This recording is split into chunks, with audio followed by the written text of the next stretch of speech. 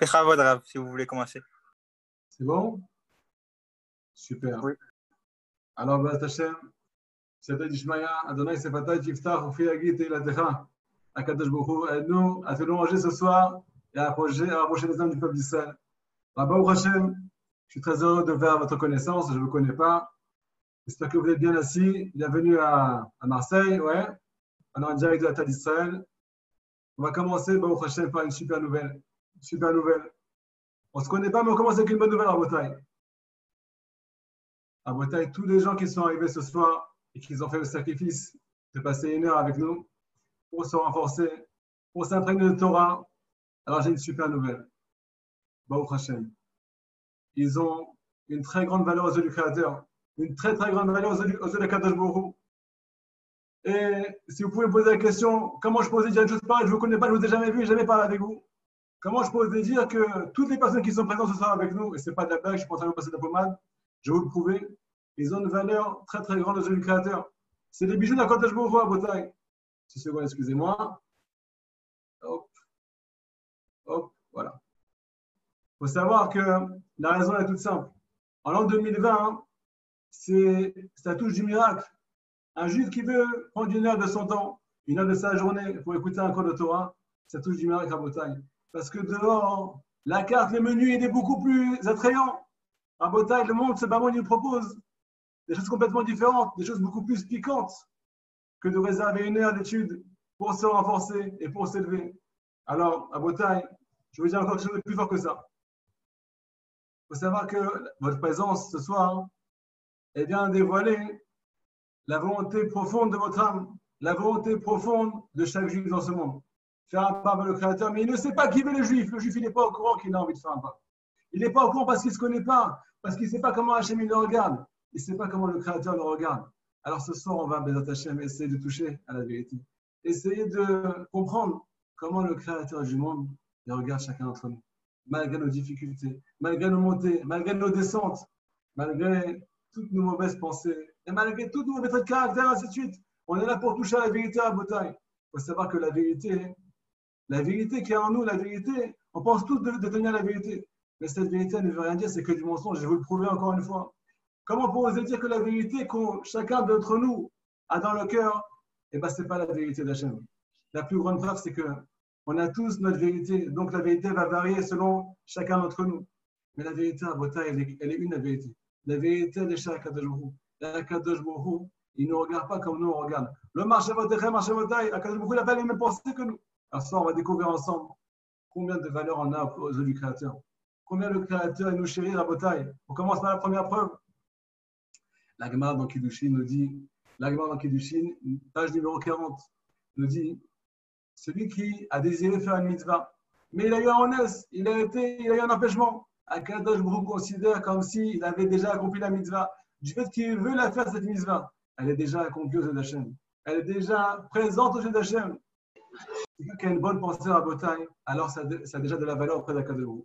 Par contre, écoutez bien ce Kiddush là. Un juif qui a une mauvaise pensée, qui pense à faire des fautes, qui pense à aller contre la volonté de son Créateur. Et bien la Gemara nous dit dans Kiddushin que Akadosh Baruch Hu ne fait pas qu'un. Il s'en moque à Bretagne, il ne prend pas en compte les mauvaises pensées à Hachem. Hachem, il prend en compte que les bonnes pensées du peuple d'Israël. Par contre, on continue avec un plus grand Kiddush à Bretagne. Chez les Goïm, chez les nations du monde, Akadosh Baruch Hu, c'est tout le contraire. Quand un Goïm il a une bonne pensée, Akadosh Baruch Hu, il ne fait pas qu'un, il s'en fout complètement. Par contre, quand un Goïm il a une mauvaise pensée, alors Akadosh Baruch Hu, il considère ces mauvaises pensées comme un acte. Et là, il y a une question qui se pose. Comment Akadosh Baruch Hu, tu fais des différences? Toi, Hachem, tu es le juge de vérité. Tu as signé la création du monde en disant Bereshit bara Elohim. C'est le premier mot de la Torah à Bretagne. Et ces premiers mots, ils finissent par Bereshit bara, ils commencent par Bereshit bara Elohim. Les dernières lettres de ces mots, les dernières lettres, ça forme le mot émet de vérité. La création du monde tient sur la vérité. Comment Akadosh Baruch Hu, il peut oser? Entre guillemets, on pose la question pour pouvoir donner une magnifique réponse.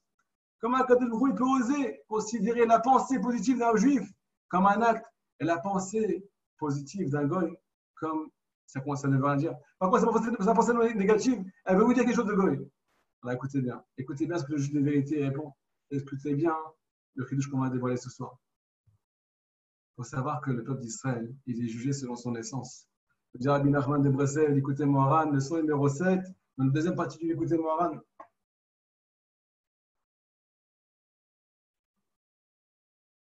Lorsqu'un juif il tombe, il trébuche. Il a beaucoup de peine, il a beaucoup de peine. Il a beaucoup de miséricorde pour lui. Pourquoi Hachem il a de la miséricorde sur ceux qui trébuchent? Un juif qui a bafoué ton nom, pourquoi tu as de la miséricorde dans Shalom? Pourquoi tu as de la peine, Hachem? Parce qu'il a été contre inventé, pas du tout. Écoutez-moi, Rabbi Nachman de Boisel. Achet ou Massa Kaved. La faute pour le juif, pour chaque juif d'Israël, c'est un poids. Pourquoi c'est un poids? Parce que ça n'a aucun rapport avec lui. Kimi Sheyodea, Gdushat Israël, celui qui connaît la pureté de l'âme de chaque juif, la pureté de chacun de nous ce soir, la pureté de tous les juifs du monde entier. Celui qui connaît ça, mais Aïnem Nikorim, d'où il sort, d'où ces âmes ils ont été tirés à bataille. Mais celui qui connaît la spiritualité et la finesse qu'il y a dans nous, Rabotai, écoutez bien. Chez Israël, les Gamré Mehavon, il sait très bien que le juif n'a aucun rapport avec la faute. Donc pourquoi Kadosh Baruch Hu, il associe une pensée positive à un acte chez les juifs et chez les goïms, même une pensée négative, elle est considérée comme un acte, c'est complètement l'inverse. Parce qu'on est juste selon notre essence, on est juste selon le regard, selon le vrai regard, selon notre essence, selon la vérité. À Kadosh Baruch Hu, il regarde d'où on vient, il regarde qui on est vraiment. Et ça, on ne sait pas. Nous, malheureusement, dans ce bas monde, en l'an 2020, on a un zémélion de Torah, on croit que c'est normal, on croit que tout est normal dans la vie. Tu fais des mitzvot, tu crois que c'est normal qu'on ait fait des mitzvot, tu crois que tu c'est normal. Je crois que prier aujourd'hui, c'est encore normal. C'est plus normal en Bretagne. On est dans une génération qui propose complètement autre chose. Et là, on est en train de dévoiler ce soir qui on est vraiment. Ce n'est qu'un petit dévoilement de qui on est vraiment. Voilà notre présence ici ce soir. Je vais amener une deuxième preuve à Bretagne. Comment Akadosh Baruch Hu chérit chaque juif? Comment Akadosh Baruch Hu nous regarde? C'est quoi le regard de vérité? Pas la vérité qu'on a à l'intérieur de nous, pas la vérité qui va varier d'un juif à l'autre, d'un homme à l'autre. La vérité d'Akadosh Baruch Hu. Écoutez bien ce chidouche qu'on va dire encore ce soir. On vient de finir la paracha de Balak. Qu'est-ce qu'on a dit là-bas? Bil'am Aracha, il a maudit le peuple d'Israël. Exactement, il a essayé de maudire le peuple d'Israël. Mais il y a des brachot qui sont sortis de sa bouche à la place des malédictions. Qu'est-ce qu'il a dit, Bil'am? Il a dit Bil'am à Akadosh Baruch Hu, lo ebit aven be'Israël. Akadosh Baruch Hu, tu ne vois pas la faute du peuple d'Israël, lo ebit, tu n'arrives pas à voir la faute du peuple d'Israël. Comment on peut dire une chose pareille? Le peuple d'Israël, il a des montées, il a des descentes, il a des hauts et des bas, on est des êtres humains à Bretagne. On n'est pas des anges. On est dans un monde matériel, on n'est pas des anges. Comment tu peux oser dire, toi, Bil'am, ouais, que le peuple d'Israël, Akadosh Baruch Hu ne regarde pas, n'arrive pas à voir les fautes du peuple d'Israël? Il dit le Sfat Emet, répond à Sfat Emet. Prenez bien la réponse, c'est extraordinaire. Le Sfat Emet nous répond que la faute n'a aucun rapport avec le peuple d'Israël. La faute, elle n'a aucun rapport avec nous. Notre essence, on est complètement pur, on est complètement rattaché dans notre source, à la lumière d'Akadosh Baruch Hu, à la présence d'Hachem. On est complètement loin de la faute. Alors qu'est-ce qui se passe? C'est quoi la faute alors? Pourquoi on faute alors? Eh ben, c'est un juif qui faute, c'est un juif qui s'est égaré. Un juif qui faute, c'est un juif qui s'est trompé. Il s'est trompé. Pourquoi il s'est trompé? Parce qu'il est dans l'exil. Il est dans un monde matériel, mais à la base, il n'a aucun rapport avec cette chose-là. Je veux dire encore une plus grande chose. On va poser une question extraordinaire. Comment c'est possible qu'en un jour de l'année qui s'appelle Yom Kippour, ça suffit pour effacer toutes les fautes du peuple d'Israël? Un jour dans l'année, Rabotai, ça suffit pour effacer toutes les fautes du peuple d'Israël. Mais c'est de la blague. Le mec, ça fait 364 jours, je ne sais pas combien qu'il faut, du matin au soir, du soir au matin, on arrive à Yom Kippour. Si jamais il a une pensée sincère, si jamais il a envie de se reprendre, qu'est-ce qu'il dit le Créateur? On efface tout, on commence à zéro avec une nouvelle année. Encore plus que ça, après le jour de Kippour. Les fautes ne sont pas comptées jusqu'au premier jour de Sukkot. C'est la folie. Comment en un jour on peut effacer toutes les fautes d'une année? Comment ça marche? Il y a marqué dans le livre, écoutez cette réponse. La faute chez le peuple d'Israël, c'est comme une tache. C'est comme si quelqu'un s'est taché avec un peu de chocolat sur la main. Mais ce n'est pas du chocolat. C'est parce qu'il a une tache de chocolat sur la main que c'est devenu du chocolat. La tache, qu'est-ce que tu fais avec la tache? Tu mets un coup de calinette, tu mets une petite lingette, tu mets un peu d'eau et ça s'efface, c'est fini. La faute chez le peuple d'Israël, on n'appelle pas ça un moum. Ce n'est pas un défaut physique, c'est une tâche. Une tâche, en une seconde, tu peux l'effacer. Pourquoi? Parce que notre essence, elle est pure. Parce que notre vraie volonté, c'est de se rapprocher du Créateur. Et c'est pour ça qu'on est là ce soir à Bretagne. Et tout ce que je vous ai dit jusqu'à présent, à Bretagne, c'est l'apéro. Maintenant, on va commencer le plat de résistance. Maintenant, on va commencer le plat principal. Ah, écoutez bien. Ce soir, on va poser une question. Une question qu'on devrait tous se poser. Qu'est-ce qui est le plus important à savoir pour un juif? Quel est le sentiment le plus important qui doit accompagner le juif du matin au soir et du soir au matin, tous les jours de l'année, tous les jours de sa vie, de sa naissance jusqu'à, jusqu'à son décès? Quelle est la pensée première? Quel est le sentiment qui doit nous accompagner? C'est quoi le sentiment le plus important? C'est quoi leur manque de croissance, plus exactement, qui va nous aider à grandir, qui va nous aider à fleurir, qui va nous aider à dévoiler, à développer un sentiment de désir de se rapprocher du Créateur. Rabotaï, c'est en nous, Rabotaï, c'est en nous, c'est caché, il faut le dévoiler. Il demande juste, beaucoup demande juste qu'on le dévoile, c'est déjà en nous, on a déjà une âme dans notre corps. Mais cette âme, elle n'a pas le micro. Ce soir, on va essayer de donner le micro à notre âme, Rabotaï. Alors, c'est quoi la manque de croissance? Qu'est-ce qui va nous aider à tenir sur nos pieds et à courir vers un Kadosh Baruch Hu? À votre avis, quelle est la chose la plus importante? Je vous laisse réfléchir 30 secondes. Après, on va commencer à donner des petits faits pour répondre à cette question. Alors que vous n'avez pas une idée, que vous n'avez pas compris de quoi il s'agit, on peut dire, ouais, peut-être que c'est le bitachon, peut-être que c'est la confiance à Hachem, peut-être que c'est la crainte du ciel, peut-être que, je ne sais pas, peut-être que c'est l'étude de la Torah, peut-être que c'est la prière. Ce soir, on va donner une réponse complètement différente. C'est quoi leur manque de croissance qui va nous aider à pousser et nous aider à grandir et évoluer vers un Kadosh Baruch Hu? Rabotaï, c'est lui qui ne va pas écouter ce cours, Rabotaï, et je pèse mes mots, ouais. Il ne peut pas commencer à servir Hachem, il ne peut pas commencer à faire un pas devant l'autre. Il ne peut pas commencer à marcher dans les chemins d'un Kadosh Baruch Hu. Impossible, et je pèse mes mots. Et bien, Hachem, ce soir, je suis votre kiné, je suis votre médecin, et je vais essayer, les Siata d'Ishmaïa, que le bon Dieu m'aide à vous remettre sur pied, à me remettre sur pied. On a tous besoin de chizouk, tous besoin d'être renforcés. Alors, deux petites histoires, deux petits faits, ouais, pour qu'on arrive on va arriver à découvrir ensemble la réponse. Deux petits indices. Comment un bébé il apprend à marcher? Comment il ose faire ses premiers pas au début? Ouais, il n'est même pas à quatre pattes, après il commence à se mettre à quatre pattes. Et là, doucement, doucement, il arrive à essayer de mettre un pied par terre. Deuxième pied par terre, mais il n'arrive pas, à chaque fois qu'il se tient debout, il se jette par terre de nouveau. Jusqu'à que son papa ou sa maman, ils lui prennent la main et l'aident à avancer. Doucement, doucement. Et là, au fur et à mesure, quand on lui tient la main, il se jette encore une fois par terre. Et doucement, doucement, on peut voir qu'il commence à prendre confiance. Il commence à avoir confiance en lui. Plus exactement, il commence à avoir confiance en celui qui est à côté de lui. Il y a quelqu'un qui lui tient la main. Au cas où il se casse la figure, le bébé, ouais, il y a quelqu'un qui va le rattraper, quelqu'un qui va être avec lui, qui va le soutenir.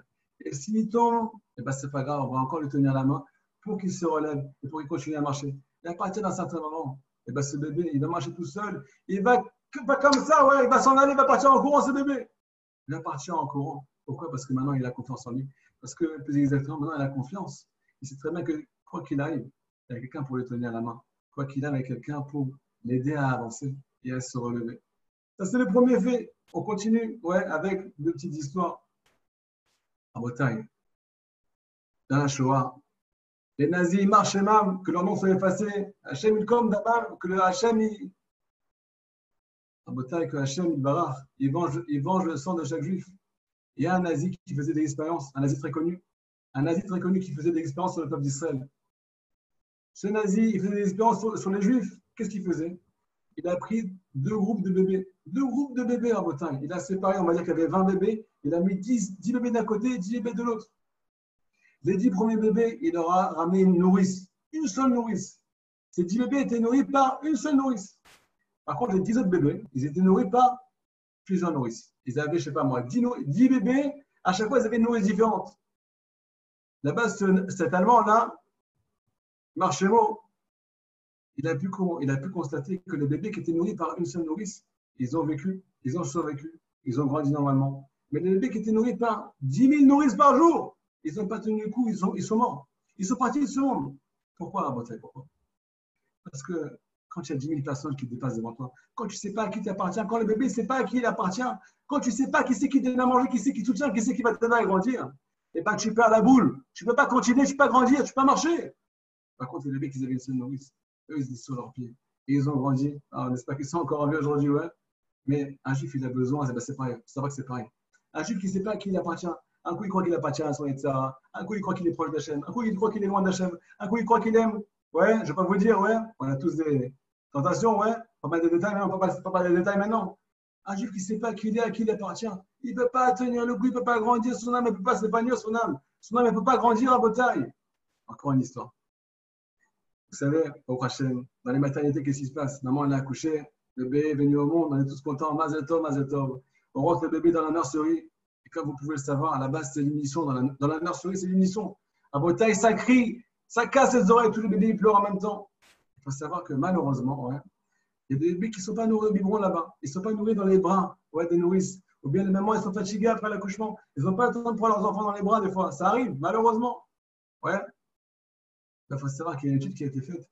Les bébés qui ont grandi, qui ont reçu le biberon, mais qui n'ont pas été nourris dans les bras normalement, ou bien dans les bras d'une nourrice, peu importe, ouais. Eh bien, Hachem, Ishmor, s'ils ont été nourris pendant une longue période comme ça, eh ben, ils n'ont pas tenu le coup.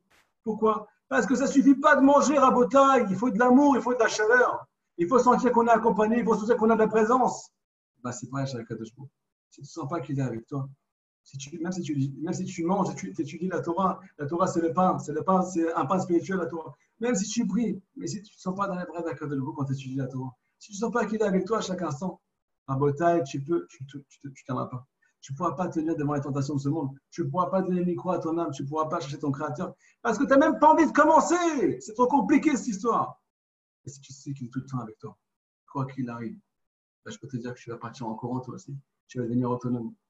Alors à Botaï, je ne sais pas si vous avez compris de quoi on parle. On a posé la question au début, c'est quoi l'hormone spirituelle de chaque juif? C'est quoi l'hormone spirituelle? C'est quoi qui va nous faire grandir, qui va nous aider à évoluer dans notre vie, qui va nous aider à courir, à marcher à Botaï? On veut se remettre sur pied. Qu'est-ce qui va nous aider?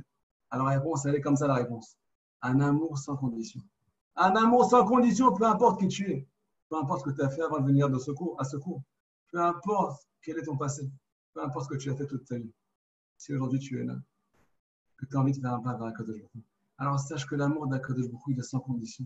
Qui que tu sois, quoi que tu fasses, peu importe à quoi tu aspires, peu importe où tu as été éduqué, et ainsi de suite. Peu importe quelles sont tes ambitions, si tu es là ce soir, sache que Akadosh Baruch Hu t'aime sans condition. Et là, vous allez me poser la question, mais il est tombé sur la tête, le rabbin. Il est complètement fou. Il y a un Shulchan Aruch. Comment on peut oser dire une chose pareille? Akadosh Baruch Hu il nous aime sans condition. Et c'est ça l'hormone de croissance. Et si ça passe ça, Rabotai, si tu n'as pas ça, si tu n'as pas ça dans ton cœur, si tu ne vis pas de ce principe, eh ben, tu ne pourras pas faire face aux épreuves de la vie. Et tu ne pourras pas accomplir ta mission dans ce monde. Tu ne pourras pas commencer à marcher dans le chemin d'Hachem. Comment on peut dire une chose pareille? La Torah nous parle de la récompense. Elle nous parle aussi d'autre chose que la récompense. On ne va pas dire, ouais, le Guéhénom, ouais, l'Arsom, je ne sais pas si vous connaissez, ouais. C'est un peu angoissant tout ça. La Torah nous parle aussi des punitions. Alors comment je peux oser dire une chose pareille? C'est l'amour sans condition, c'est ça qui va nous aider à tenir. C'est comme ça qu'Akadosh Baruch Hu, il regarde le peuple d'Israël. C'est ça la vérité. Alors, j'ai décidé de vous ramener quelques petites preuves parce qu'on ne parle pas en vain. On parle qu'avec des preuves de la Torah, bien entendu. La Torah qui est la vérité d'Akadosh Baruch Hu, qui n'est pas la vérité du Yetzirah. Il faut savoir que la vérité, comme on va le découvrir dans notre cours, la vérité du mauvais penchant, celui qui cherche à nous éloigner d'Hachem, et la vérité d'Akadosh Baruch Hu, qui cherche qu'une seule chose, approcher chaque âme du peuple d'Israël, où qu'il soit, peu importe qui il est, auprès de son Père, Akadosh Baruch Hu. C'est la vérité de la Torah. Alors vous êtes prêts ou pas? On va vous ramener une preuve flagrante que Akadosh Baruch Hu, il aime son peuple sans condition. Alors écoutez bien la ceinture. Il y a marqué dans la Mishnah, dans Avot, il y a pire qu'Avot. Écoutez bien ce qui est marqué là-bas. Ahava, chez Tlouya Badava, un amour qui dépend de quelque chose. Betela Ahava, Batla Adava, Batla Ahava. Si jamais, Chas Shalom, il y a un amour, ouais, entre un homme et son prochain, entre un homme et sa femme, entre, peu importe, ouais, si jamais on aime à condition, alors si jamais cette condition va s'annuler, alors l'amour il va aussi s'annuler. Par contre, nous dit la Mishnah, Ahava, chez Tlouya Badava, un amour qui ne dépend de rien. Alors même si Batla Adava, même si la chose qui était agréable, qui faisait qu'on avait une attirance ou bien un lien fort avec un tel ou une telle, peu importe, même si cette chose-là s'annule, eh ben, l'amour il va continuer parce que cet amour ne dépend de rien. Ça, c'est la Torah d'Hachem. La Torah d'Hachem nous dit Ahava Shena Tluya Badava, alors elle va tout le temps tenir. Un amour qui ne dépend de rien, il va tenir éternellement. Moi, j'ai une question pour vous. Est-ce qu'un Akadosh Baruch Hu, le roi du monde, celui qui a donné la Torah, la source de la Torah, est-ce qu'Akadosh Baruch Hu, il aurait osé donner un enseignement et ne pas appliquer cet enseignement? Est-ce qu'Akadosh Baruch Hu peut oser dire, tu sais c'est quoi l'amour, le véritable amour? C'est un amour qui ne dépend de rien. Est-ce qu'il pourrait oser dire ça à lui? Mais non, lui ça dépend de tes actes, ça dépend de tout. Ça dépend si tu es parfait ou si tu n'es pas parfait. Ça dépend qui tu es, ça dépend de t'éduquer, ça dépend de ta grandi, ça dépend de 10 000 choses. Mais ce n'est pas possible. On ne peut pas dire une chose pareille. Pourquoi? Akadosh Baruch Hu, ce n'est pas un philosophe. Akadosh Baruch Hu, ce n'est pas un philosophe. C'est quoi un philosophe? C'est un grand penseur avec une grande cigarette dans la bouche, avec des cheveux en pétard. Ça, c'est un philosophe. Mais Akadosh Baruch Hu, ce n'est pas un philosophe, Hachem. Hachem, quand il dit quelque chose, ça veut dire que lui aussi, il applique. C'est marqué dans la Gemara, dans Brachot, qu'Akadosh Baruch Hu, il applique la Torah. Akadosh Baruch Hu, il applique les mitzvot. Je vous dis encore plus que ça. Il faut savoir que la Torah et les mitzvot, ce n'est que le dévoilement de la volonté d'Hachem. Ce n'est que le dévoilement de la lumière d'Hachem dans ce monde. On ne pourra pas connaître Hachem sans la Torah, sans les mitzvot. Donc, quand Hachem te dévoile sa volonté à travers cette Mishnah, ça veut dire qu'il veut te dévoiler comment il pense, comment il te regarde, comment il réfléchit. Il y a un amour qui ne dépend de rien. Et si tu ne connais pas ce principe, si tu ne vis pas avec lui, ben, tu vas rester comme tu es. Tu ne pourras jamais évoluer. Et tu vas arriver après 120 ans, les valises vides. Moi, ce soir, je vous ai remplir les valises. Celui qui vient avec moi, je lui tiens la main, on va arriver au plus haut à Bretagne. Une deuxième preuve. Il aime son peuple sans condition. Sans condition. Écoutez bien Gemara dans Kiddushin. Gemara Maseret Kiddushin. Alors, quel daf là-bas c'est la page numéro 36. Ça va qu'il y a une marloquette, il y a une discussion. Il y a une discussion entre Rabbi Yehuda et Rabbi Meir. Rabbi Yehuda et Rabbi Meir, ils sont en discussion dans la Gemara. Est-ce qu'un juif qui est tombé, un juif qui s'est éloigné, un juif qui est arrivé où il est arrivé, Chazvé Shalom à Dieu ne plaise, est-ce qu'il est encore appelé le fils d'Akadosh Baruch Hu? Oui ou non? Alors, deux avis. Rabbi Yehuda lui dit que non. Celui qui s'est éloigné, c'est plus le fils d'Akadosh. Il ne s'appelle plus Ben Israël. C'est plus l'enfant d'Israël, c'est plus l'enfant d'Hachem. Rabbi Meir, il n'est pas d'accord avec lui. Rabbi Meir, il dit que, quoi qu'il arrive, un juif, quoi qu'il arrive, écoutez bien, oubliez bien grand vos oreilles, oubliez bien grand votre cœur. Un juif, quoi qu'il arrive, c'est le fils d'Hachem, même s'il arrive au plus bas. La Gemara dit là-bas, même s'il a fait un faute d'hasard, même s'il a fait l'idolâtrie, la faute la plus grave. S'il se repent une seconde, s'il a une seule pensée de Teshuvah, il sera toujours l'enfant d'Hachem. Mais pour avoir une pensée de Teshuvah à Bretagne, il faut comprendre, il faut connaître ce principe, qu'on peut tout le temps s'approcher de lui où qu'on soit. Rabbi Nachman de Breslev a crié une choumille, Baolam Klal. Le désespoir n'existe pas. Pourquoi le désespoir n'existe pas? Parce que où que tu sois, si tu tournes les yeux au ciel, tu peux retrouver ton père. Mais comme tu ne sais pas, tu ne le feras jamais. Parce que l'État te dit, mais maintenant, tu es dans la prison, tu as les maintenant, tu ne peux plus bouger maintenant que tu as fauté. Maintenant que tu t'es éloigné, c'est compliqué de réparer. Tout est compliqué. C'est compliqué, c'est pour ça qu'on ne bouge pas. Alors écoutez bien, quand on vient de dire, il y a une discussion entre Rabbi Yehuda et Rabbi Meir, ouais. Rabbi Yehuda dit que les enfants d'Israël qu'ils ont fauté, c'est plus les enfants d'Israël. Rabbi Meir dit que c'est toujours les enfants d'Israël.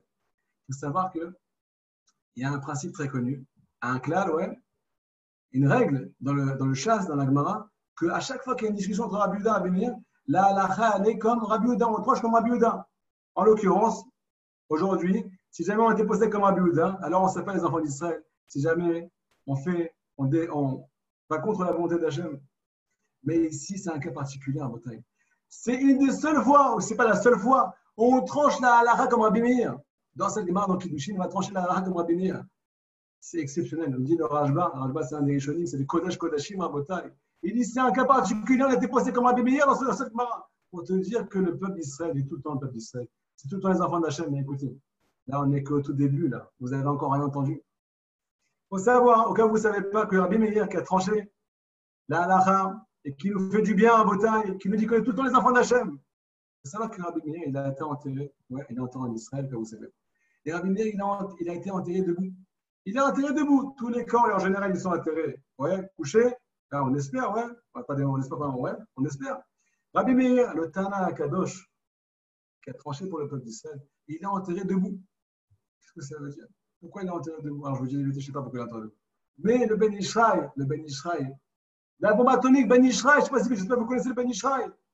Il donne une explication. Ben Ishraï qui connaissait les secrets de la Torah, qui connaît très bien la volonté de la Kadosh Baruch Hu. Écoutez ce qu'il dit le Ben Ishraï. Pourquoi Rabbi Meir, il a été enterré debout? Écoutez la réponse. Ben Ishraï nous raconte que puisque Rabbi Meir, il a tranché pour le peuple d'Israël, que quoi qu'il arrive, on sera les enfants d'Akadosh Baruch Hu. Et bien Rabbi Meir, il a aidé le peuple d'Israël à tenir debout. C'est lui qui aide le peuple d'Israël à se tenir debout. C'est grâce à lui que le peuple d'Israël tient sur ses pieds. C'est pour ça qu'il a été enterré debout, Rabbi Meir. C'est un signe. Sans lui, on ne tiendrait pas debout aujourd'hui. On ne pourrait pas avancer. La Teshuvah n'existera pas peut-être. Parce qu'on s'est éloigné. Et bien, Chadé Shalom. Ça, c'est les paroles du Yetzirah. C'est les paroles de ce mauvais penchant qui cherchent une seule chose. À t'éloigner du Boré Olam, à t'éloigner de ta source et te faire rater ta mission. Alors, c'est la deuxième preuve qu'Akadosh Baruch Hu nous aime quoi qu'il arrive. Il suffit juste d'y croire à Bretagne. Il suffit juste d'y croire. Alors, à Bretagne, maintenant, comme vous le savez, on ne peut pas nier, ouais, qu'avec la même Torah, avec notre Torah, il y a des preuves complètement contraires à tout ce que je viens de dire. À Bretagne, je vous rassure, on va laissez surprise de ce qu'on a dit, mais que vous sachiez qu'on répond à la picoros, ouais, à celui qui a la petite voix dans votre cœur qui vous dit c'est trop joli tout ça. Mais on a beaucoup entendu parler de la punition dans la Torah. Ouais, il y a des règles. C'est pas la fête comme on dit chez nous, ouais. Il ne faut pas se comporter comme je ne sais pas quoi et demander aussi à être très très proche d'Akadosh Baruch Hu. Il y a des voix qui viennent contredire tout ce que je viens de dire. Tout ce que je viens de dire. Non, Botaï, comment ça se fait qu'avec la même Torah, ouais, il y en a qui vont prendre toutes mes paroles et qui vont me ramener 10 000 Gmarot pour dire complètement le contraire de ce que je viens de dire. Qu'un juif qui s'éloignait, alors c'est un juif qui s'éloignait, il ne fait pas de chouva, si jamais, des fois c'est la mort qui va réparer, et des fois c'est les souffrances qui vont réparer, et ainsi de suite. Bref, comment avec la même Torah on peut arriver à des messages complètement différents? C'est une question qu'on a tous se poser. Et sinon, le cours, il ne tient pas debout. On doit tout mettre sur place, on doit tout arranger. On doit tout aplanir à Botaï. Comment ça se fait? La Gemara, hein, et la réponse, à partir de notre Gemara, la Gemara, je crois, c'est la Gemara dans Yoma, si je ne me trompe pas, elle est marquée là-bas, Zacha na'aseh osam chaim. Lo zacha na'aseh osam amavet. La Gemara nous explique celui qui a le mérite de capter la lumière de la Torah, de capter la vraie lumière de la Torah. Et bien la Torah, elle devient un élixir de vie. Elle devient un potentiel. Cette Torah va lui donner de la vie. Quand il va étudier la Torah, il va être connecté à Hachem. Il va avoir des pensées de tchouva. Il va avoir des pensées de repentir pour revenir vers Akadosh Baruch Hu. Mais si jamais il n'a pas eu le mérite, quand il a étudié la Torah, il a étudié avec les mauvaises nouvelles. Il avait les lunettes à l'envers, ou bien il avait les lunettes sales. Il avait les lunettes du Yetzirah. Ben, si jamais il a les mauvaises lunettes quand il va étudier la Torah, et ben cette Torah-là, cette même Torah, elle va l'éloigner du Créateur. Elle va l'éloigner d'Akadosh Baruch Hu. Vous en avez bien entendu. Avec la même Torah, hein, on peut se rapprocher d'Hachem et on peut aussi s'éloigner d'Hachem. C'est la Gemara dans Yoma, c'est pas moi qui le dis. Nous dit Rabbi Nachman de Breslev, Kodesh Kodashim Rabotai, il commence son livre d'Ikouté Moharan. Il commence la première leçon du Ikouté Moharan. Qu'est-ce qu'il dit Rabbi Nachman de Breslev là-bas? Déjà Rabbi Nachman de Breslev. C'est vrai que le Yetzirah, le mauvais penchant, il s'habille avec les mitzvot de la Torah. Il va utiliser la Torah pour nous faire trébucher. Comment c'est possible? Il faut savoir que le Yetzirah, c'est le symbole du mensonge. C'est le symbole du mensonge, c'est le mensonge, ouais, en chair et en os.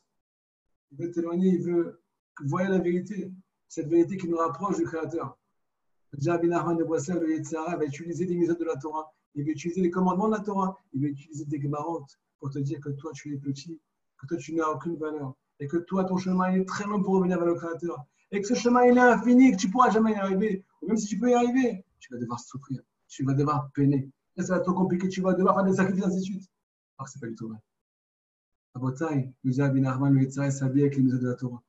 Il prend les vêtements de la Torah et dit, regardez, est-ce que je suis beau? Est-ce que je vous plais comme ça?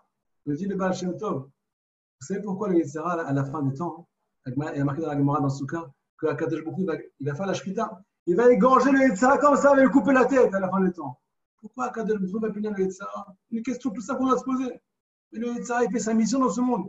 Il a été envoyé par Hachem pour nous séduire, pour qu'on puisse avoir le mérite de choisir le bien et de mettre le mal de côté. Alors pourquoi tu vas lui trancher la tête? C'est toi qui l'as employé, Hachem. Le dit le Baal Shem Tov Akadosh. Le Yetzirah, il utilise les mitzvot de la Torah pour faire tomber les Juifs. Et ça, il n'a pas le droit. Il a le droit de te séduire avec une faute, mais il n'a pas le droit de te séduire avec la Torah. Il n'a pas le droit de te faire tomber et de te faire croire que la Torah est inaccessible avec des preuves.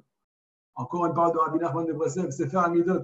Un livre qui a été écrit par le tzaddik Rabbi Nachman à l'âge de 6 ans. À 6 ans, il a écrit un livre. Et là-bas, il développe là-bas. Et il dévoile sur une feuille, sur un livre, tous les traits de caractère qu'un juif doit adopter, tous les bons traits de caractère qu'un juif doit adopter, et tous les mauvais traits de caractère qu'un juif doit mettre de côté. Il a écrit ce livre-là à 6 ans. Et il a dévoilé là-bas dans ce livre que sans ce livre-là, il ne serait pas devenu un vrai juif. Alors, à Botaï, on doit étudier ce livre à Botaï. C'est faire un midot au cas où vous ne connaissez pas. C'est marqué dans ce livre là-bas. Marqué dans ce livre. Si tu as le choix de faire un cours, transmettre un enseignement, mais il y a 2 façons de transmettre cet enseignement. Une façon qui est positive, une façon qui est négative. Une façon qui est douce, une façon qui est agréable, qui va réveiller le cœur du juif. Une façon qui va, Shalom, refroidir le cœur du juif. Alors tu dois prendre l'explication qui va rapprocher le cœur d'Israël. Tu ne dois pas faire des victimes avec la Torah. Tu ne dois pas prendre le drapeau de la Torah pour réunir les juifs. Tu dois les rapprocher avec la Torah. Voilà l'enseignement du tzaddik qu'il avait 6 ans à Botaï. Et nous, à quel âge on a? On doit se remettre en question aujourd'hui. On doit se reprendre à Botaï. Le Yetzirah utilise la Torah pour nous faire trébucher. Et nous, on a envie d'arriver à l'élixir de vie. Arriver à trouver de la vie dans la Torah. C'est quoi la vie à Botaï? La vie, c'est la connexion. Et c'est quoi la Torah qui me déconnecte? C'est quand on est loin d'Hachem, même quand on étudie, même quand on prie, même quand on fait les mitzvot. Et j'imagine que c'est le cas de la majorité des gens. Parce qu'on n'a pas encore trouvé l'élection de vie, on n'a pas encore entendu. C'est quoi l'hormone de croissance spirituelle? Un amour sans condition. Quoi qu'il arrive, tu seras toujours l'enfant d'Akadosh Baruch Hu. Que tu le veuilles ou que tu ne le veuilles pas. Je vous donne un petit exemple. À quoi on ressemblerait si jamais on ressentait l'amour d'Akadosh Baruch Hu? Si jamais, voilà, toi qui es derrière ton téléphone, derrière ton ordinateur, à quoi tu ressemblerais si tu sentais dans ton cœur? Sentiment, ouais, parce qu'on a entendu, on connaît, ouais, on a bien étudié dans la vie, on connaît plein de choses. Mais il y a une différence entre le savoir et le ressenti. À quoi on ressemblerait si on ressentait l'amour d'Akadosh Baruch Hu à l'intérieur de nous? Une petite histoire. C'est l'histoire d'un juif. Ouais. C'est l'histoire un rabbin qui a été sur l'équipe de Tzadikim, qui a été sur le tombeau des Tzadikim. Il est arrivé à Tzfat en Israël, ouais. Là-bas, il était sur le tombeau de Rabbi Shimon, sur le tombeau du Harizal, ainsi de suite. Et là-bas, il a croisé un jeune juif. Ce jeune juif-là, il faut savoir qu'il était en train de prier, mais avec une ferveur, avec du feu à Botaï. Il avait des larmes qui coulaient. Il était déjà trempé, il faisait déjà assez chaud là-bas, mais ce n'est pas la chaleur qui a trempé ses vêtements, c'est ses larmes qui trempaient ses vêtements. Et là, ce rab, il dit, mais attends, je connais ce type-là. Je connais ce jeune. C'est celui qui a fait les 400 coups. C'est le voyou du quartier. C'est la tête du quartier. C'est le fou qui a fait les 400 coups. 400 000 coups, plus exactement. Ouais. Alors, je vais aller le voir, je pose la question. Comment ça se fait qu'aujourd'hui, il a un aspect complètement différent et qui prie avec autant de ferveur? J'ai un bel mon conseil, je dis la vérité, moi, le rab, il dit comme ça, il raconte à Balorab que lui, il ne priait pas avec autant de ferveur que ce jeune homme. Alors, si je vais peut-être lui demander un petit conseil pour qu'il m'aide à prier. Il se rappelle de ce jeune. Il dit, je te connais, c'est toi qui. Ouais. Il dit, oui. Il dit, mais qu'est-ce qui s'est passé? Comment ça se fait que tu as changé de vêtements? Comment ça se fait que tu es autant imprégné par la prière et que tu es autant connecté à Kadosh Baruch Hu? Alors, ce jeune, il a dit, écoutez, Rav, je vais tout vous raconter. Je vais tout vous raconter. Hier, il faut savoir que, voilà, premièrement, c'est vrai que je vais quitter la Torah. Je vais quitter toute la Torah, toutes les mitzvot. Et j'avais même quitté le domicile, j'avais même quitté mon domicile. J'ai quitté la maison. Mes parents, ils ont pleuré pendant des années, des années. Mais hier, j'ai rencontré un ami. Cet ami-là, il m'a dit que depuis que j'ai quitté la maison, alors mes parents, ils n'ont jamais fermé la porte. Ils n'ont jamais fermé la porte. Ils n'ont pas fermé la porte à clé. Ils n'ont jamais fermé la porte de la maison. Depuis que j'ai quitté le domicile familial, ils ont toujours laissé la porte ouverte. Au cas où je reviens. Ça fait plusieurs années déjà qu'ils ne ferment pas la porte, même le jour, la nuit. Peu importe quel jour on est. Peu importe s'il fait chaud, s'il fait froid, ils ne ferment pas la porte. Comme mon ami m'a raconté ça, Rav. J'ai jeté tous mes jouets. J'ai jeté toutes mes poupées. J'ai jeté tout mon etc. Et je ne peux pas tenir. Un amour pareil. Des sentiments pareils. Mes parents qui m'attendent autant. Je ne peux plus les décevoir. Je suis rentré à la maison. Bretagne. C'est pareil. Si jamais on ressentait au plus profond de notre cœur qu'Akadosh Baruch Hu, il n'a jamais fermé la porte. Qu'Akadosh Baruch Hu, matin, midi et soir, si jamais tu lèves tes yeux au ciel, tu pourras toujours revenir vers lui. Pourquoi? Parce que tu es juif, parce que ton essence est pure, parce que tu es saint, parce que tu es profond. Et bien nous aussi, on aurait lâché toutes nos poupées, tous nos jouets, tous nos mauvais traits de caractère, et on serait rentré dans le chemin d'Akadosh Baruch Hu. Voilà à quoi on ressemblerait. On aurait un coup de folie. Allez, je plaque tout. Mais on ne ressent pas ça. Le but de ce cours, c'est de comprendre et commencer à intérioriser, commencer à se délivrer de la vérité du mauvais penchant, de la vérité du etc. Qui va se prendre une tannée après 120 ans, parce qu'il a utilisé la Torah et les autres. Malheureusement, pour nous, faire une photo, pour nous faire un plan un peu trop compliqué pour revenir vers Hachem. Maintenant, on va finir avec la parole du côté moral. Mais avant ça, j'aimerais juste, si c'est possible, vous n'êtes pas obligé. Celui qui va faire cet exercice avec moi, peut-être qu'il va avoir beaucoup de bien dans sa vie. Je vais vous demander à votre taille de fermer les yeux 30 secondes. Fermez les yeux 30 secondes. Et on va fermer les yeux, on va s'imaginer une grande case, un grand rectangle. Un grand rectangle. Et là-bas, on va tirer un trait au milieu de ce rectangle. On va séparer le rectangle en deux. Partie droite et partie gauche. Partie droite, on va écrire là-bas, dans notre tête. Voilà, je dois tant et tant à Kadosh Baruch Hu. Voilà, c'est vrai que dans ma vie, je n'ai pas été parfait. C'est vrai que je dois maintenant, malheureusement, je dois payer, Un juif qui a fait des fautes, tu dois payer. Là-bas, c'est dans la case droite, je vais marquer tout ça. Voilà, là, doa, ce que je dois à Kadosh Baruch Hu, combien je dois à Hachem. Mais dans la case gauche, on va marquer complètement autre chose. Dans la case gauche, on va marquer Amour inconditionnel.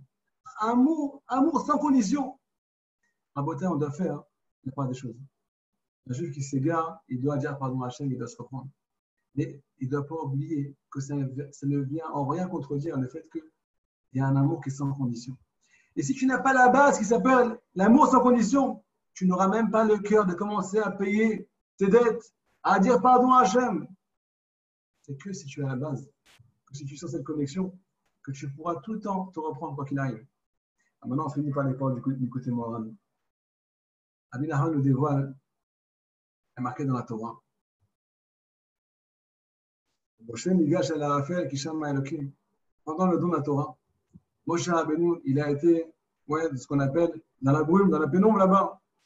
Tous les Zkinim, tous les sages du peuple d'Israël, qui faisaient partie de l'assemblée de Moshe, tous les Dayanim, tous les grands tzadikim, quand ils ont vu la brume, le don de la Torah, ils se sont complètement éloignés, ils ont eu peur. Mais Moshe Rabbeinu qui représente la connexion entre nous et Hachem, lui, s'est approché de la brume. Il s'est approché de là-bas, un endroit qui faisait peur, un endroit tout noir. Il s'est approché de la brume, pourquoi? Il est marqué dans le pasuk. Moshe Nigash al Arafel, Kisham Elokim. Pourquoi Moshe Rabbeinu il s'est approché de la brume? Parce que Kadosh Baruch Hu, il est là-bas, il est dans la brume. Alors, on a tous une question qu'on doit se poser ce soir. La dernière question, et là, on va comprendre encore beaucoup de choses en bataille, on va attacher la ceinture. Il est marqué comme ça qu'une faute, elle crée une barrière, elle crée une distance entre nous et Hachem. Un juif qui faute, il crée une distance, il crée une muraille entre lui et Hachem. Un juif qui fait des mitzvot, il va amoindrir la distance qui est entre lui et le Créateur. Alors comment c'est possible? Nous, on vient de dire ce soir, on remet encore une fois tout en question, mais pour pouvoir construire, bien entendu. On détruit pour pouvoir construire. Si la faute elle fait une distance entre nous et Hachem, comment on va pouvoir le sentir? Comment on va pouvoir sentir cet amour? Comment on va pouvoir sentir cette connexion? Cet amour vital. Je vous rappelle que sans ça, on ne peut pas commencer à marcher. Ouais? Réponse à Rabbi Nachman de Breslev. Déjà, Rabbi Nachman de Breslev, il faut savoir qu'Akadosh Baruch Hu, il adore la justice. C'est le juge de vérité. Mais, Akadosh Baruch Hu, il aime aussi le peuple d'Israël. Akadosh Baruch Hu, il a deux amours. Il a deux amoureux dans son cœur. D'un côté, la justice, et de l'autre côté, le peuple d'Israël. On nous dit Rabbi Nachman de Breslev. Akadosh Baruch Hu, c'est vrai qu'il aime la justice. Mais il aime plus le peuple d'Israël que la justice. Alors, qu'est-ce qui se passe? Comment ça se traduit de nos jours? Ben voilà, écoutez, le déroulement des choses. Un juif qui faute, alors la justice a dit qu'il doit être éloigné d'Akadosh Baruch Hu. Ça fait qu'il a du mal de se rapprocher d'Hachem, parce que la faute a créé une distance. Mais comme Akadosh Baruch Hu, il aime plus le peuple d'Israël que la justice. Alors Akadosh Baruch Hu nous dit Rabbi Nachman de Breslev, écoutez bien, ouvrez bien grand vos oreilles. Akadosh Baruch Hu, il va se cacher derrière cette muraille. Akadosh Baruch Hu va créer une embûche, il va créer des empêchements, et il va se cacher derrière ces empêchements pour qu'au cas où tu aies une pensée de repentir, tu puisses te trouver tout de suite et tu puisses continuer à avancer. C'est ce qu'elle marqué dans le pasuk. Moshe Nigash el Arafel Kisham Elokim. Moshe Rabbeinu, il a vu la pénombre, il a vu la distance entre nous et Hachem. Mais il a compris que Shama Elokim, Akadosh Baruch Hu se cache là-bas. Akadosh Baruch Hu derrière la muraille, il fait un petit tour dans la muraille. Il regarde là-bas. Mais Tizmina Harakim, Akadosh Baruch Hu regarde mon fils. N'oublie pas que je suis derrière l'épreuve, n'oublie pas que je suis derrière cette distance. Même s'il y a une distance qui a été créée, je suis derrière, je t'attends. Au cas où tu lèves les yeux vers moi, je suis là, mon fils. Je veux dire Rabbi Nathan de Breslev, écoutez la folie. Rabbi Nathan de Breslev qui est l'élève, le plus grand élève de Rabbi Nachman de Breslev. Je veux dire Rabbi Nathan de Breslev, il fait constater Rabbi Nachman de Breslev. On parle du don de la Torah ici, dans ce pasuk. Moshe Nigash al Arafel Kisham Elokim. Moshe s'est approché de la pénombre parce que Hachem était là-bas. On parle du don de la Torah. Je veux dire Rabbi Nathan de Breslev. Si tu ne connais pas ce principe, quoi qu'il arrive, Akadosh Baruch Hu, il se cache. Tout le temps, il se trouve tout le temps les solutions. Moshe, Marchavos, les Balidar, les Menoïdar. Akadosh Baruch Hu, je réfléchis toute la journée. Pour réfléchir, pour trouver une solution, que tu puisses faire tes choix, qui que tu sois, où que tu sois. Si tu ne connais pas ça, Rabbi Nathan, tu ne pourras pas arriver au don de la Torah. Tu ne pourras pas recevoir la Torah. Exactement, tu ne pourras pas t'élever avec la Torah. Chazak Obaruch, voilà, on a fini. J'attends toujours vos questions, si jamais vous en avez. Chavod, allez-y, vous pouvez remettre le micro.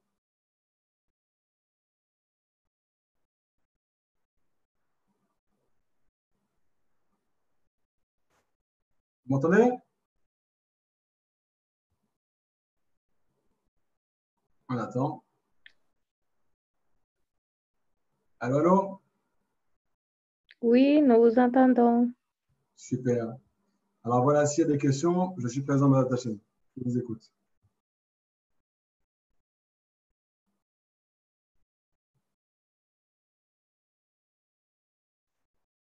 Le monsieur qui a organisé le cours, il peut rentrer en contact avec nous? Oui, très bien. Super. Merci beaucoup pour ce cours. J'espère que vous avez bien profité, que vous avez bien compris. S'il y a des choses qui ne sont pas claires, allez-y, il n'y a pas de problème. Oui, posez vos questions si vous avez des questions. On est là.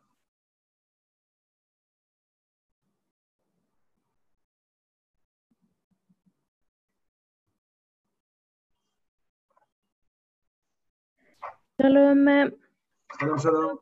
Alors, ma question est, mais finalement, alors, tous ceux qui font Avéra et qui ne font pas, finalement, toujours, ils sont toujours aimés de Hachem. Alors, Comment, je- encore une fois? Je vous ai encore une fois répété, s'il vous plaît. d'après ce que j'ai compris, donc Oui. tous ceux qui font Avéra ou qui ne font pas, tous sont des enfants de Hachem. Donc, il attend toujours tout le monde. Donc, ceux qui feront des Avéra, ils n'ont pas tellement intérêt à arrêter de le faire puisque ils peuvent continuer et en faire, et en faire, et en faire. Je ne vois pas en Alors, quoi on aurait plus de mérite que eux. alors, c'est une question extraordinaire. Et Baruch Hashem, heureusement que vous êtes venu pour poser la question. Mais la réponse est encore plus extraordinaire. Comme on a dit tout à l'heure, il y a deux cases. On doit faire deux cases dans notre tête. Première case, on doit donner des comptes à Kadosh Baruch. Et si tu crois, si jamais, regardez, comment les Yetzirah nous éloignent d'Hachem. C'est marqué, Rabbi Nathan, l'élève de Rabbi Nachman, nous dit que le Yetzirah, il n'a pas 10 000 façons pour éloigner le juif de la Torah. Au début, il le fait croire qu'il est loin et qu'il ne peut pas revenir. Et il crée du désespoir en lui. Et grâce à ça, quand le juif il tombe dans ce qu'on appelle une amertume, parce qu'il s'est éloigné, parce qu'il a fauté, alors il n'a plus le cœur pour revenir vers Hachem. Nous, on n'a pas dit qu'on devait fauter de façon libre et faire ce qu'on a envie. Pas du tout. On a dévoilé ce soir un principe qui s'appelle où que tu sois, tu peux revenir. La faute, c'est une faute. C'est pas agréable aux yeux de Kadosh Baruch Hu. Mais si tu crois que Hachem ne t'aime plus parce que tu as fauté, alors tu ne pourras jamais te rapprocher de lui. Parce que l'homme, il est imparfait. On est tous imparfaits dans ce monde. Et Baruch Hachem, on ne va pas parler maintenant sur Internet de ce qui se passe, de ce qu'on a dans la tête, de ce qu'on a dans le cœur. Chacun, il a Hachem Ishmo.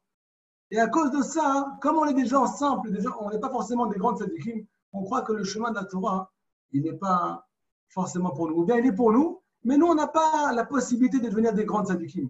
La lumière du Baal Shem Tov, la lumière de Rabbi Nachman de Breslev, pourquoi ils sont venus dans ce monde, ces tzadikim? Pour nous dévoiler que chaque juif, peu importe qu'il travaille, qu'il étudie, on souhaite à tout le monde d'étudier, le plus possible, de prier le plus possible, ainsi de suite. Mais peu importe qui tu es, si jamais tu as un cœur pur et que tu veux te rapprocher d'Hachem, alors il n'y a pas de limite. La limite n'existe pas. Est-ce que c'est clair ou ça ne répond pas encore à votre question? Oui, ça va. Comment? Ça va venir sûrement. Ça va venir plus clair après. Je vous entends un petit peu mal, je vous dis la vérité. Hein? Alors, oui, ça répond à partie, mais en fait, je me demande si les gens, des gens qui connaissent toutes les règles, tout, et qui font Avéra, comme j'ai entendu une personne me dire, qu'elle pourrait faire Avéra, mais comme si n'avait, comme si ça lui donnait envie de faire de Avéra. Mais je ne pouvais pas comprendre que cela puisse lui donner envie en étant conscient de que la personne elle ferait Avéra. Et donc, d'après ce que je comprends, elle est certaine quelque part de que Hachem va le recevoir de toute façon, puisqu'une fois qu'il fera Avéra, il pourra retourner toujours à Hachem. La réponse est toute simple. Je vais vous expliquer. Il y a marqué dans la Rambam, il y a marqué dans la Gemara. Ça, c'est les lois de la Tchouva, On arrive bientôt à Elul, Bezat Hashem. Il faut savoir qu'un juif qui faute et qui ne veut pas se reprendre, alors il est, excusez-moi du terme, et ça ne remet en rien du tout notre cours, tous les enseignements qu'on a transmis ce soir. Un juif qui faute, il est, entre guillemets, détesté par Hachem. Un juif qui faute délibérément, il est détesté par Hachem. Pourquoi? De quel juif on parle plus exactement? On parle d'un juif qui s'en fout complètement d'Akadosh Baruch Hu. Lui, il n'a pas envie de faire un pas. Lui, ça ne l'intéresse pas, tu vois. Lui, ça ne l'intéresse pas des cours de Torah. Lui, il ne va pas prendre du temps. Il n'a pas envie de s'investir. Lui, il dit, laissez-moi tranquille. On parle d'un juif pareil. Un juif qui va fauter et qui s'en moque d'Akadosh Baruch Hu. Le repentir ne l'intéresse pas. Alors lui, il n'a pas de réparation. Lui, Béhémet, sa faute, elle va l'éloigner. Mais un juif qui n'est pas conscient du principe qu'on a dit ce soir, eh ben, il pourrait malheureusement rentrer dans la catégorie d'un juif qui s'en fout de la Torah. Pourquoi? Parce que des fois, ça nous semble tellement compliqué. C'est tellement loin de nous. On n'a pas tous grandi dans des endroits qui sont sains. On n'a pas tous un quotidien qui nous permet de faire des grandes choses et ainsi de suite.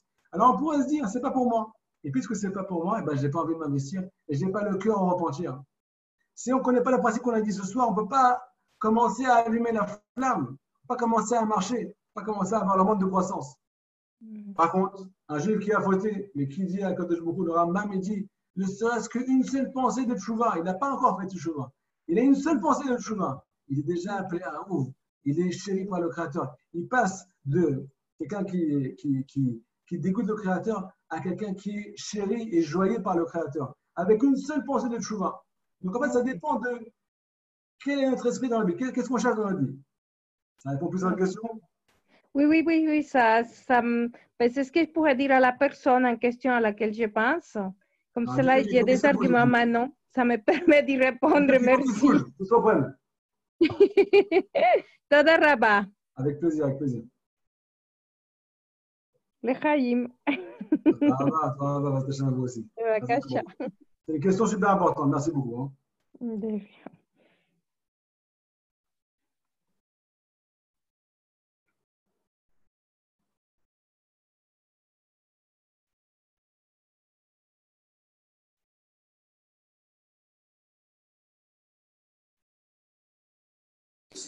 Merci Rav pour ce shiur très important. Je crois que c'était magnifique. Les questions, je crois qu'elles sont finies parce que j'ai pas eu de retour.